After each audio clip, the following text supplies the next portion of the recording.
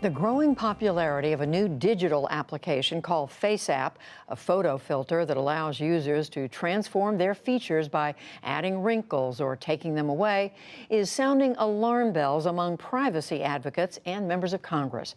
It sparks questions about how the images of U.S. citizens and their faces could be used by foreign governments. Amna Nawaz has the story. That's right, Judy. At first, it seemed fun. Celebrities like LeBron James were uploading pictures of themselves using FaceApp to make them appear older. A number of other celebrities have joined in, comedian and actor Kevin Hart, for example, and the band, the Jonas Brothers. But then the fun turned to wrinkle-causing worry in some quarters. That's partially because of the location of FaceApp headquarters, St. Petersburg, Russia, and because the Democratic National Committee warned campaigns not to engage on FaceApp. Let's clarify what those concerns are and the larger picture around all of this. Joseph Jerome is with the Center for Democracy and Technology, a nonprofit that aims to protect the privacy rights of internet users and advocates for stronger legal controls on government surveillance. Joseph, welcome to the NewsHour. Thank you for having me. So let's talk about those concerns. People are wondering, where are my photos going and how are they being used? Are those legitimate concerns? I think that's a good question, but I think it's the wrong question. This is a perfect privacy sort of storm of what happens when our information and frankly our privacy is protected by really bad, overbroad, and poorly drafted privacy policies. So FaceApp has been pretty clear. You can go to its privacy policy and see what it does with this information. It makes products better. It shares anonymous information with some people. It makes this information available to law enforcement.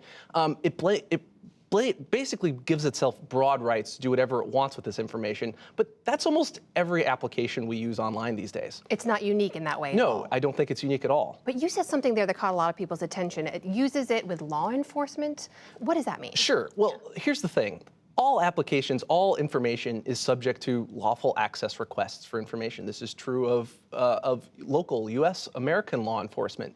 I think what has sort of gotten people confused here, or at least sort of upset, is that this is based in Russia. And obviously a company that is based in Russia is under Russian jurisdiction, which means that that information is available to Russian law enforcement. And the broad access through which Russians law enforcement get information is probably surprising to American consumers. Okay, so there are some concerns about that. As we said there in the introduction, Senator Chuck Schumer expressed some of those concerns today very explicitly. Take a listen to what he had to say. This is breathtaking level of access, all too common in murky apps like these that raise very substantial privacy concerns. We need more than the assurances, we need the facts. The potential for our facial data and the data from all of our friends and family contained in our photos to fall into the hands of something like Russian intelligence or the Russian military is really troubling. There's obviously heightened concern about how Russian officials use information gained from social media and other platforms. Sure. Is that concern legitimate here? So I can certainly understand why Democrats, after the 2016 election, are concerned about potential Russian interference and access to information. But I think it's very important to distinguish between Russian intelligence trying to hack into emails and a consumer application that's based in Russia. So I do think some of that is a little bit overblown. What I think is actually really of concern here is not that your photo, when you give it to FaceApp, is going to somehow end up on a billboard in Russia or anything like that.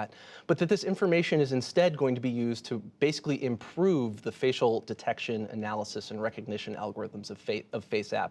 And we've already seen this with other types of photo analytics and management tools, where you have a simple app that lets you manage your photos. Seems pretty innocuous. And before you know it, all of those photos help power all of these algorithms that are great at face detection and analysis. And so then those tools can be used to provide facial recognition services to employers, to law enforcement again, but also to schools. And we've also sort of seen facial analysis being used to detect health conditions. So really, the genie's out of the bottle to do a whole lot of really interesting stuff with facial data. And so I don't necessarily think individual Democrats need to be worried that FaceApp is going to be used against a Democratic candidate or, frankly, a Democratic politician or staffer. But all of this does sort of go into powering facial analytics tools that are really powerful and very hard for average people to understand. There was some concern around that privacy agreement. As you mentioned, it's not unusual. Other apps have similar agreements like that. But a lot of people were concerned about, well, what else is the app gathering? Is it just the photo I upload? What about all my other photos? What about other info on my phone? Sure. So, again, it's a pretty generic privacy policy. It reserves the right to grab a whole bunch of technical information, device identifiers, things that companies often say are anonymous. Again, I actually don't think FaceApp is terribly pernicious. It's not the exception to the rule. If we're concerned about FaceApp, we ought to be concerned about all apps, and that's sort of part of the larger privacy conversation that privacy advocates like myself have been pushing for a long time.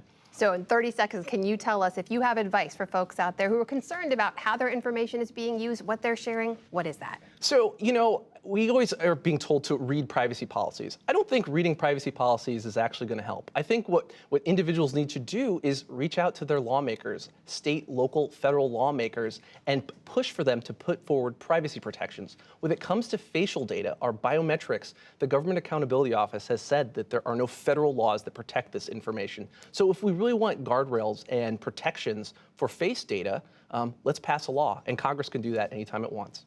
Joseph Jerome of the Center for Democracy and Technology. Thanks for being here. Thank you.